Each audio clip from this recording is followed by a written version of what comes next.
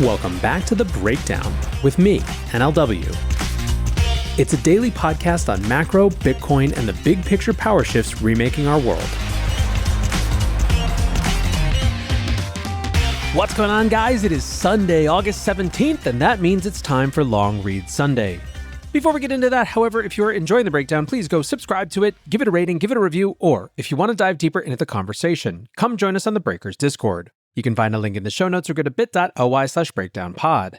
All right, friends, back with another Long Read Sunday, and we have two different essays, both sort of about Bitcoin and crypto and politics, but from very different angles. The first one is by David Hopp and is called Red Coin, Blue Coin, The New Politics of Exposure. Bitcoin is politically neutral, but Bitcoin treasury vehicles aren't. Are we buying the coin or the campaign? I'm going to turn it over to AI NLW to read this, and then we will be back. It was only a matter of time. With Strategy long reigning as the go-to corporate proxy for Bitcoin exposure, it was inevitable that a challenger would emerge, though few expected it to wear a red hat and run a social media company. Trump Media and Technology Group's recent announcement that it holds roughly $2 billion in Bitcoin has transformed it, overnight, into a serious, if unconventional, Bitcoin treasury company. But for investors seeking crypto exposure, the question isn't just about how much Bitcoin a company holds, it's about what else comes with the package. In one corner, we have Strategy, formerly MicroStrategy, the Bitcoin standard bearer helmed by Michael Saylor, who has spent the past 4 years turning a sleepy enterprise software company into a de facto digital gold vault. Saylor has become Bitcoin's most prominent corporate evangelist, turning Strategy into a digital gold vault with quarterly earnings calls that double as Bitcoin sermons. In the other corner, enter Trump Media DJT, which operates the Truth Social platform and has a revenue stream you could mistake for a rounding error, $4.1 million in 2023, compared to Strategy's $498 million. Yet its market cap has floated above $6 billion, a valuation propped up almost entirely by brand loyalty, media spectacle, and now, Bitcoin. Let's be clear, DJT didn't just buy some Bitcoin, it bought a lot of it, enough to vault it into the upper echelon of corporate BTC holders. On paper, that makes it interesting. But this isn't your typical balance sheet play. This is Bitcoin by way of meme stock, populist vehicle, and culture war capital. And for investors looking for crypto exposure, it raises an uncomfortable and increasingly unavoidable question. What happens when your Bitcoin proxy stock comes with a political identity? Strategy's Bitcoin play, while bold, has always been pitched as a rational, some might say religious, hedge against inflation and fiat debasement. Its founder doesn't dabble in politics outside of poking fun at altcoins, and the company isn't staging rallies or trending on Truth Social. It's all in on Bitcoin, not ideology. Trump Media, by contrast, is ideology first. Its brand, valuation, and customer base are inseparable from Donald Trump's political identity. With Bitcoin now making up the overwhelming majority of the company's assets, this is less a treasury decision than a wholesale pivot. But in practice, it functions more like a cultural signal, a declaration of alignment with the anti-establishment, pro-sovereignty values that animate its most loyal followers. That's not a bad strategy, necessarily. It might even be a brilliant one. The marriage of Trumpism and Bitcoin isn't as odd as it sounds. Both reject centralized authority. Both thrive on defiance. Both are, depending on your viewpoint, revolutionary or rebellious, and always controversial. But for investors who simply want crypto exposure in their portfolio, the emergence of politically branded Bitcoin stocks presents a new kind of risk. What happens when Bitcoin becomes tribal? What happens when each side of the political aisle has its own Bitcoin company, its own Bitcoin ETF, its own financial media ecosystem? In this new paradigm, Bitcoin exposure could become not just a financial choice, but a cultural affiliation. Imagine a left-leaning climate tech firm launching Green Bitcoin Holdings, Inc. to push eco-friendly mining, or a libertarian group creating Freedom Ledger Corporation to promote Bitcoin as a tool for tax resistance and personal sovereignty. Bitcoin could become the financial equivalent of cable news, red coins, blue coins, and perpetual outrage. That's a far cry from Bitcoin's original promise as a neutral, decentralized alternative to fiat. It was supposed to be trustless, borderless, immune to capture. But when its biggest corporate champions start behaving like political action committees, it threatens to drag Bitcoin into the very systems it was designed to transcend. So where does that leave investors? If you're looking for a relatively clean Bitcoin proxy, Strategy still offers the clearest path. Its volatility is real, but it's the volatility of conviction. Trump Media, on the other hand, is a bet on narrative, loyalty, and virality.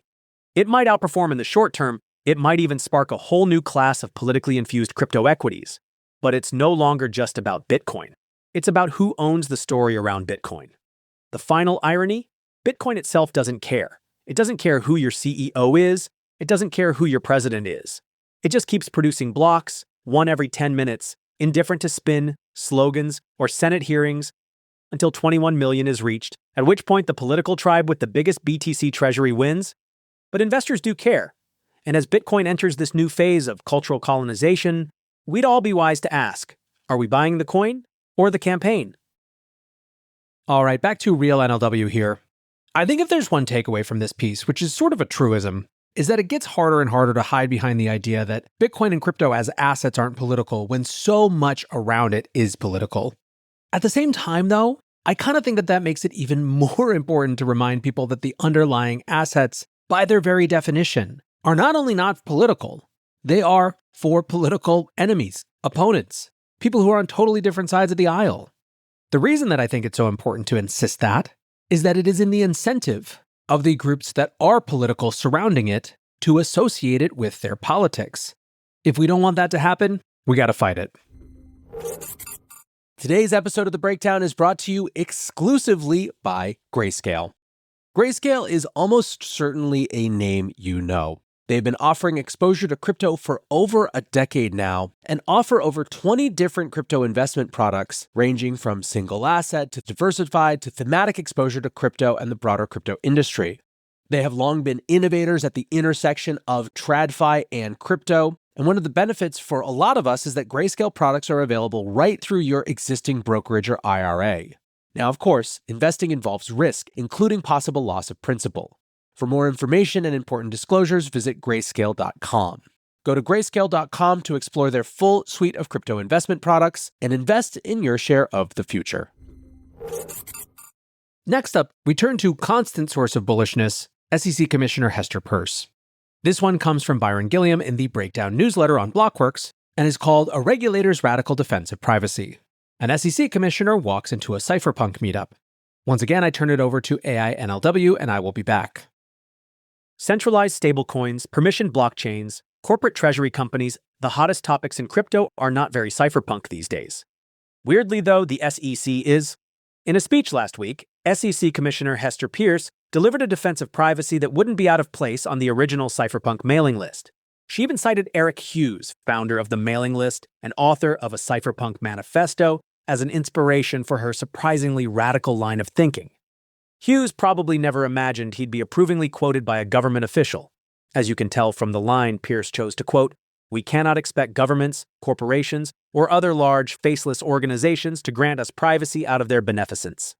And yet here is one of the US's most influential regulators not just name-dropping Hughes, but amplifying his radical views on privacy-preserving technology.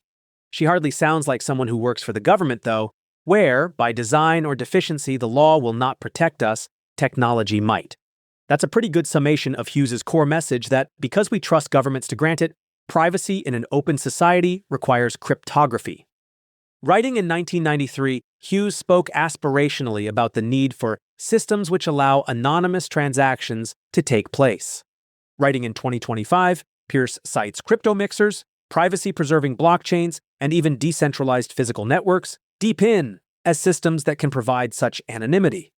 She makes the case for these technologies succinctly. New and improved technology can diminish the need for us to rely on third parties and thus to hand our information over to them. Peirce even makes explicit what Hughes diplomatically left unsaid in the manifesto. Privacy-preserving technology must be allowed, even though doing so enables people to use them for bad purposes. What could be more cypherpunk than that? It's an extraordinary turn of events to see an SEC commissioner being so closely aligned with the author of the original cypherpunk's call to arms on privacy. Their views are not entirely aligned, however, but in the opposite way you might expect. Much of Peirce's speech targets the third-party doctrine, the legal theory that lets law enforcement access your banking data without a warrant, which she accuses the U.S. government, her employer, of wielding like a sledgehammer.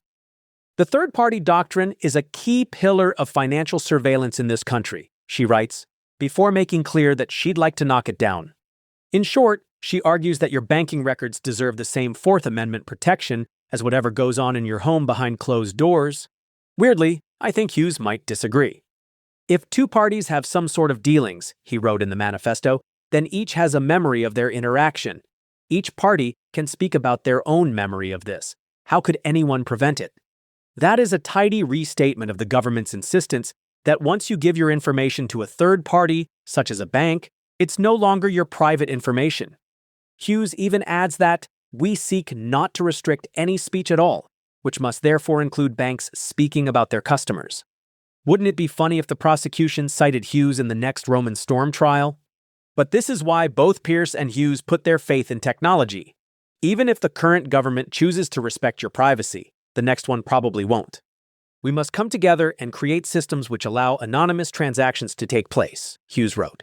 But not just that. For privacy to be widespread, it must be part of a social contract, he added. Privacy only extends so far as the cooperation of one's fellows in society. This will be a hard sell, I think. Most people say they are in favor of privacy, but most people also say they're against money laundering and terrorist financing. Few are as radical as Peirce and Hughes in believing that privacy is so fundamental that its benefits outweigh any harm it might enable or fail to prevent. If Peirce's speech finds its way to Hughes, wherever he is, I'm sure he'd recognize and appreciate it as an effort to win the not yet radicalized over to the cause. We the cypherpunks seek your questions and your concerns and hope we may engage you, he wrote in 1993. Hester Peirce can count herself among the we. All right, back to real NLW here. What I love about this discussion from Peirce is that it's using the space opened up by no longer having to fight for the existential right to exist of Bitcoin and crypto, to use these technologies as openings to ask more fundamental questions, more first principles questions about the society we want to live in. One need look no further than the Roman storm case to understand that privacy, despite the theoretical change in regulatory wins for crypto, remains a major battle. It's going to get nothing but more important the more ubiquitous new technologies become. I'm glad we have an ally in this fight in Commissioner Peirce. For now, though, that's going to do it for this week's Long Read Sunday. Appreciate you listening as always, and until next time, be safe and take care of each other. Peace.